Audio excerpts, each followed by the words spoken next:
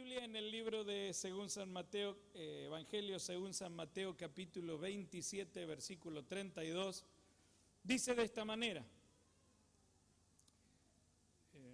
cuando salieron hallaron a un hombre de Cirene que se llamaba Simón. A este obligaron a que le llevase la cruz. Y cuando llegaron a un lugar llamado Gólgota, que significa lugar de la calavera, le dieron a beber vinagre mezclado con hiel. Pero después de haberlo probado no quiso beberlo. Cuando lo hubieron crucificado, repartieron entre sí sus vestidos echando suertes. Para que se cumpliese lo dicho por el profeta: partieron entre sí mis vestidos y sobre mi ropa echaron suertes. Y sentados le guardaban allí. Y pusieron sobre su cabeza su causa escrita: este es el rey de los judíos. Entonces crucificaron con él a dos ladrones, uno a la derecha y otro a la izquierda. Y los que pasaban le injuriaban meneando la cabeza y diciendo: tú, que derribas el templo y en 3 días lo reedificas, desciende y lo reedificas, sálvate a ti mismo. Si eres hijo de Dios, desciende de la cruz. Y de esta manera también los principales sacerdotes, escarneciéndole con los escribas y los fariseos y los ancianos, decían: a otro salvó, a sí mismo no se puede salvar. Si es el rey de Israel, descienda ahora de la cruz y creeremos en él. Confió en Dios, líbrele ahora si le quiere, porque ha dicho: soy hijo de Dios. Lo mismo le injuriaban también los ladrones que estaban crucificados con él. Y desde la hora 6 hubo tinieblas sobre toda la tierra hasta la hora 9. Cerca de la hora 9 Jesús clamó a gran voz diciendo: Elí, Elí, lama sabactani, que esto es: Dios mío, ¿por qué me has desamparado? Y algunos de los que estaban allí decían al oírlo: a Elías llama este.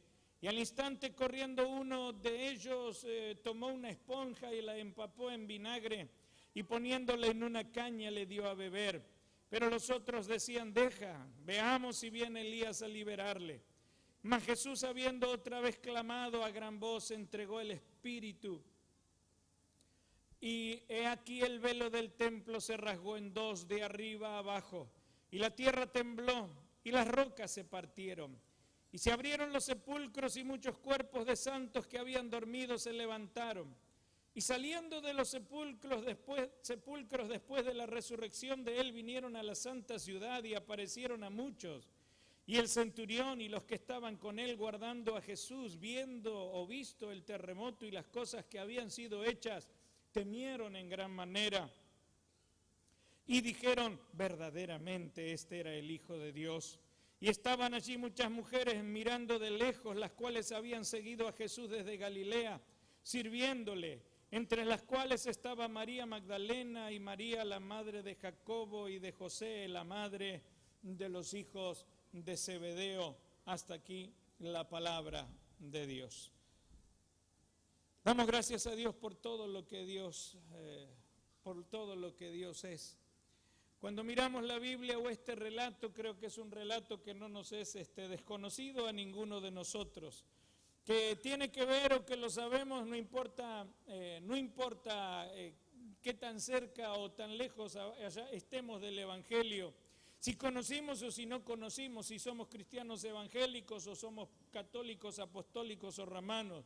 Puede que no practiquen ninguna religión, pero todos sabemos, por lo menos en nuestro país, sabemos de la historia de este que murió en la cruz del Calvario, de este llamado el Cristo. Puede que nos llame la atención, cada año se habla de él, cada Semana Santa, más allá de no entender por qué los huevos de Pascua, más allá de no entender por qué los regalos, más allá de no saber un montón de cosas, todos sabemos de la historia de Jesús. Pero cuando miramos este relato, yo quiero ver quiero simplemente mirar que había siempre alrededor de Jesús había mucha gente, y no es diferente en este momento. En este momento el Señor Jesucristo está siendo hecho un espectáculo. Los ojos de todos los que están en Jerusalén en ese momento de la Pascua, un hervidero de gente, cerca de más de 1 millón de personas se reunían durante toda la fiesta de la Pascua.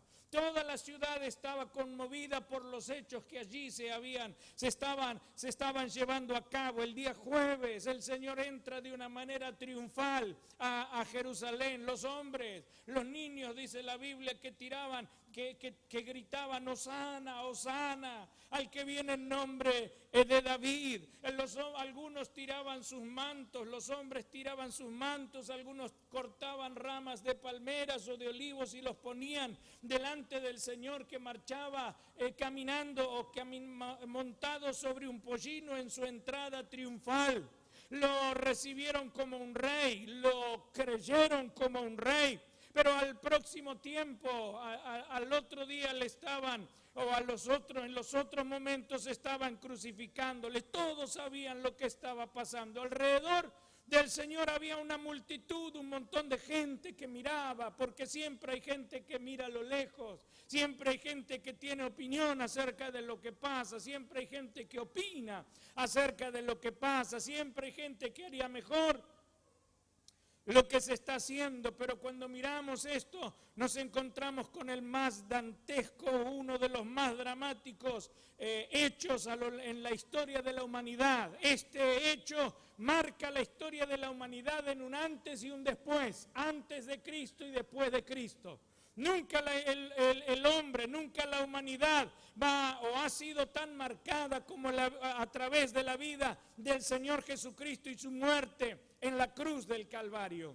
Este es un espectáculo tremendo. La crucifixión, una escena que realmente es dramática, una escena que casi parece salida del infierno, donde hay un actor principal y una multitud de espectadores que miran semejante mal. Y entonces miraba, digo, ¿dónde están? ¿Quiénes son estos que están mirando?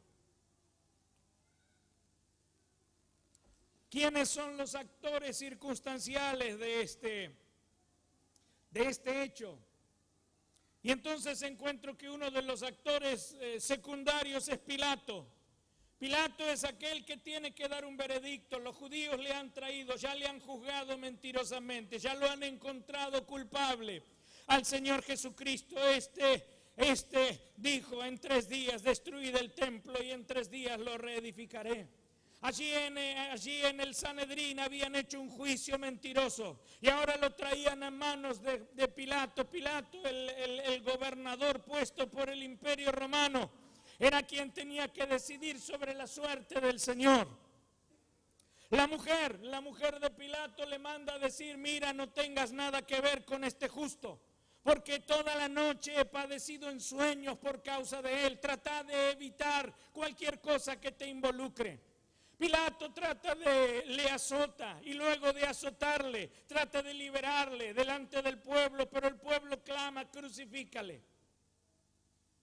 Me gustaría mirar la cara de las personas. Me gustaría saber la identidad de las personas que estuvieron en aquel patio donde era juzgado el Señor Jesucristo.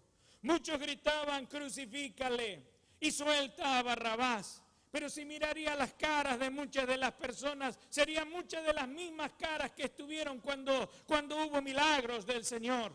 Habría mucha gente que habría recibido el alimento o alimentos cuando en la multiplicación de los panes y de los peces el Señor les alimentó de una manera milagrosa, o en los 4,000 cuando también multiplicó los panes y los peces. Estaría alguno de aquellos que en ese momento estaban gritando: crucifícale, crucifícale.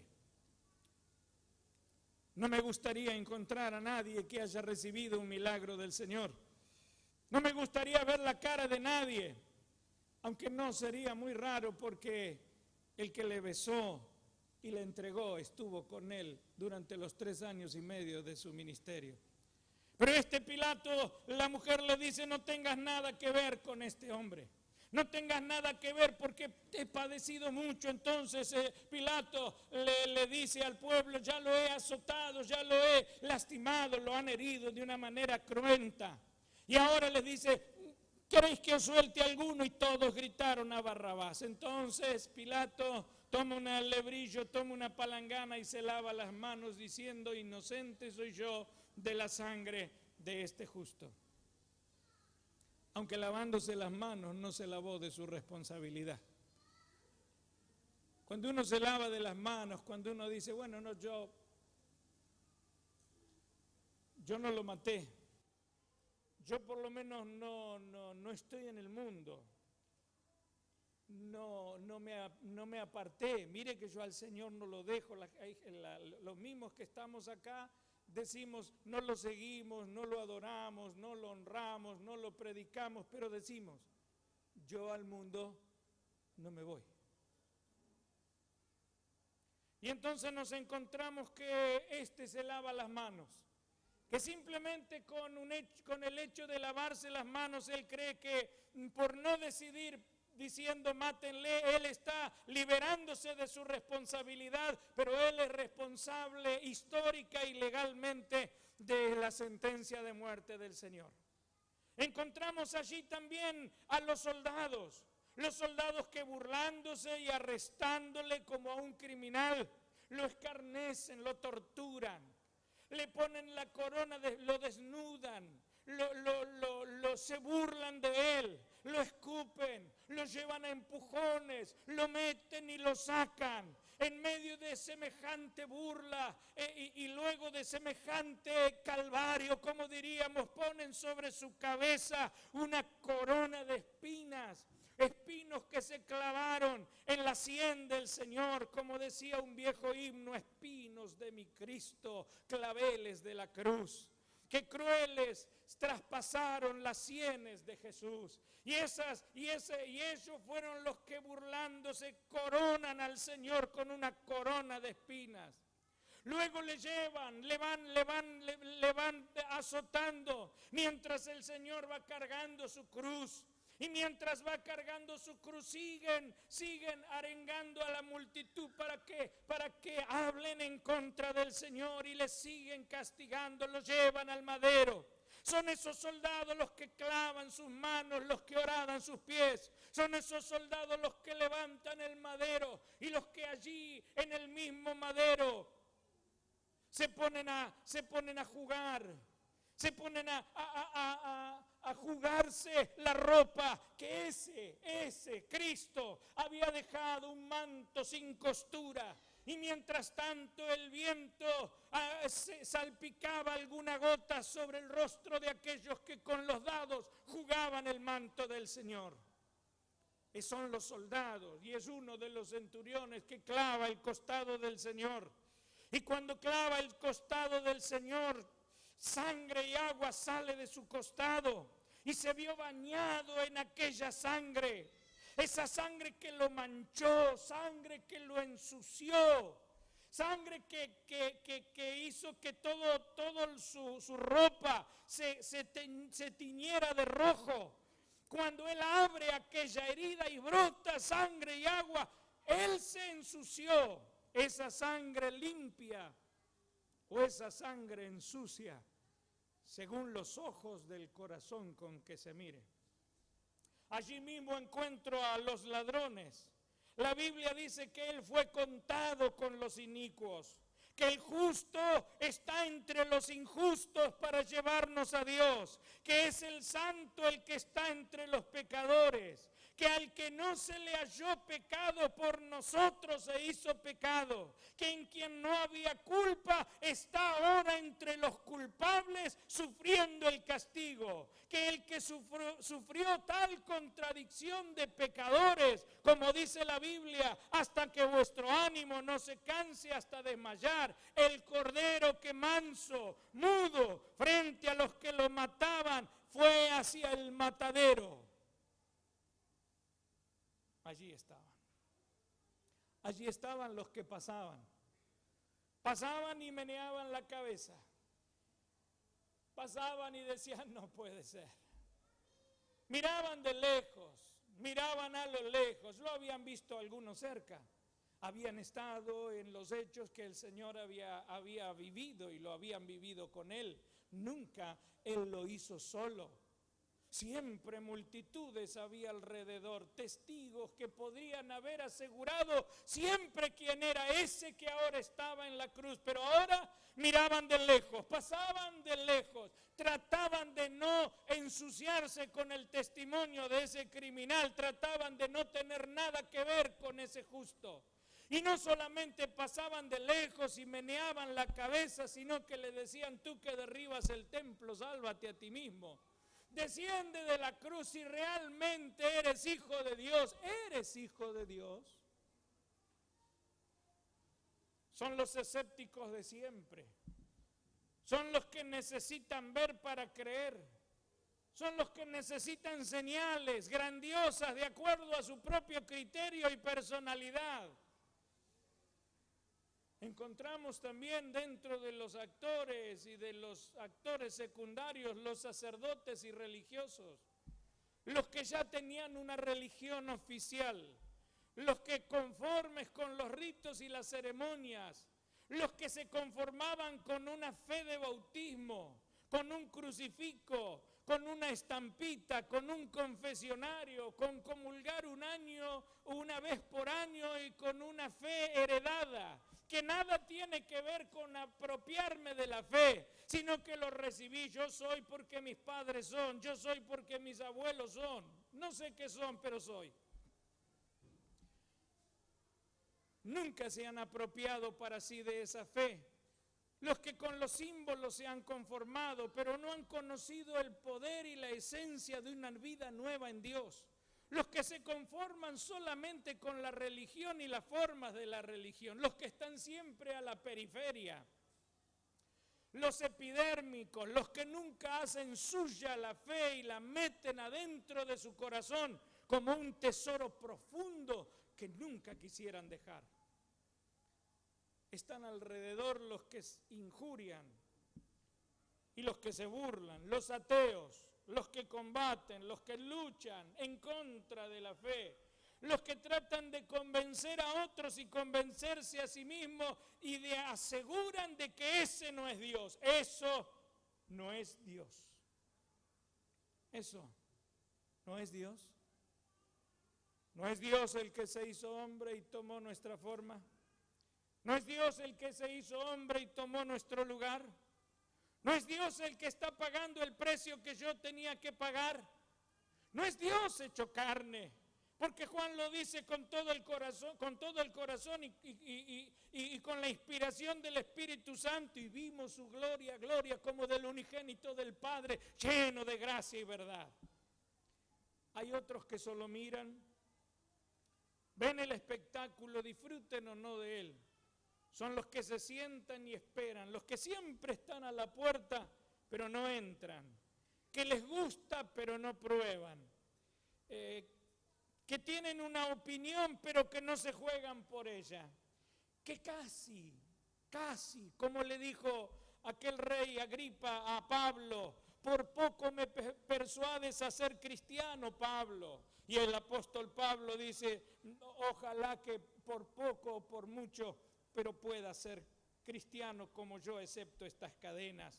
Los que tienen una opinión pero no se juegan por ella, los que casi creyendo, por un poco, como dice un himno de nuestro himnario: ay del que muere casi creyendo, completamente perdido es. Porque hay solamente dos lugares, dos posiciones que bíblicamente hay en la humanidad: completamente perdidos o perfectamente salvados. Los que siempre esperan para mañana, dejan para mañana la decisión que deberían tomar hoy. Los que ven la puerta abierta pero nunca entran. Los que dicen: ya te oiremos, creyendo que tienen toda la vida por delante y la vida en sus manos, que son dueños del tiempo como si fueran eternos, cuando solamente contamos con hoy, porque mañana sobrado tarde puede ser. Todos estos estuvieron tan cerca de la cruz, pero todos estuvieron tan lejos de Cristo.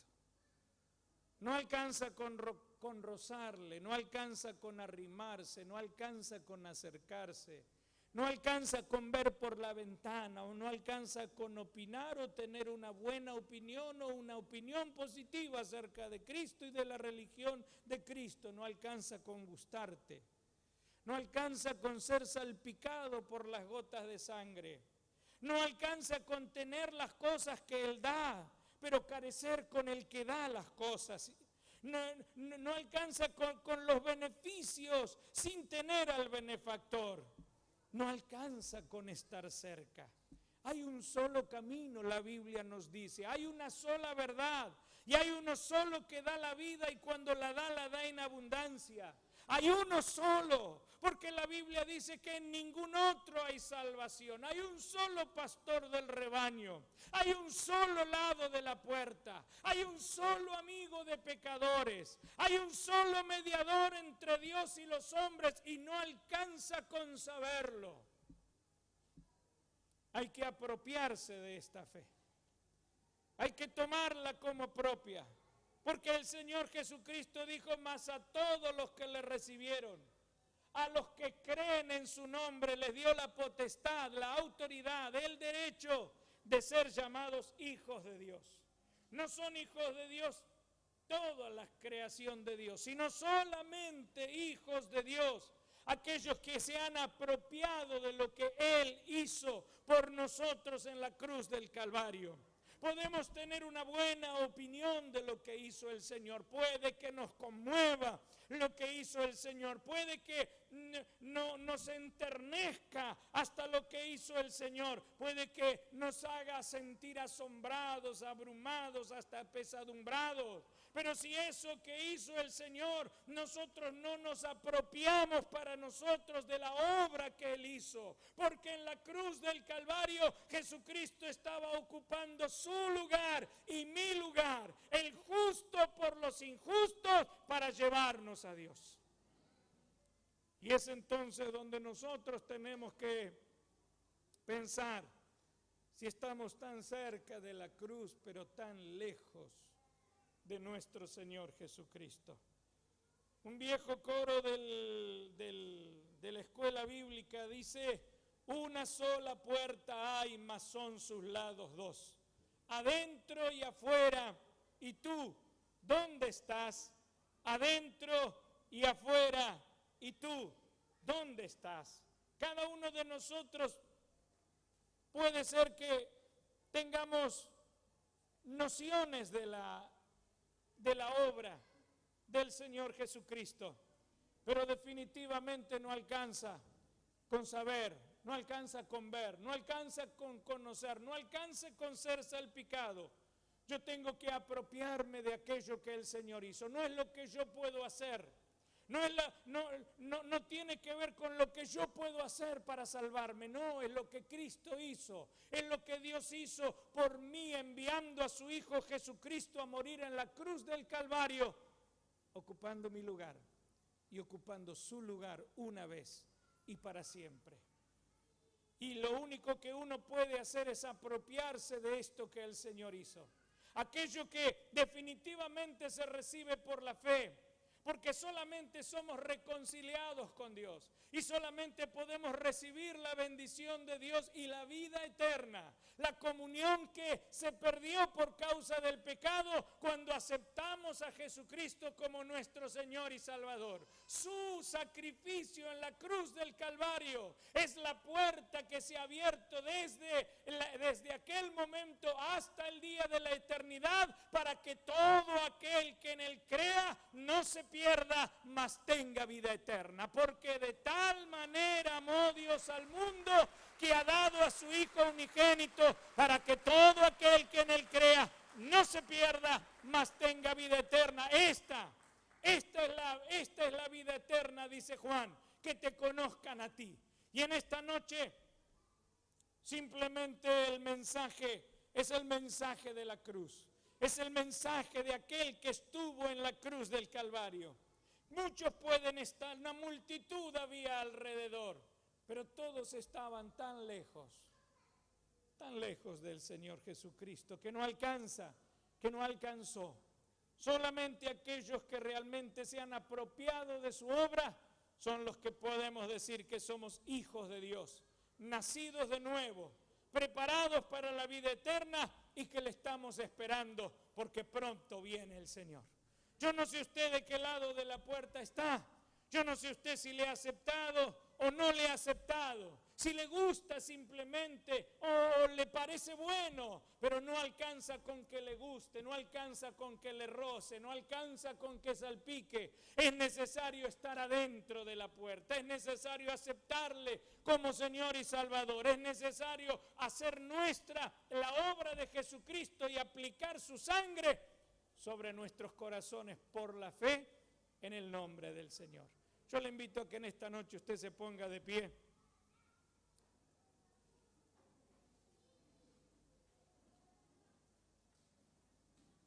Y hay gente que puede que tenga muchos años incluso, o tenga tiempo en la iglesia, pero no es venir a la iglesia. No es venir a la iglesia. La iglesia nos salva.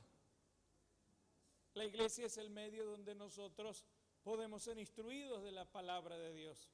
Es el lugar donde la palabra de Dios es predicada y la fe puede crecer en nuestro interior o comenzar a germinar la fe en nuestros corazones, porque la Biblia dice que la fe viene por el oír y el oír de la palabra de Dios, de modo que la iglesia, a través del mensaje que predicamos y que se anuncia y se enuncia, despierta la fe en los corazones. Pero no es la iglesia, es Jesucristo el que murió en la cruz del Calvario.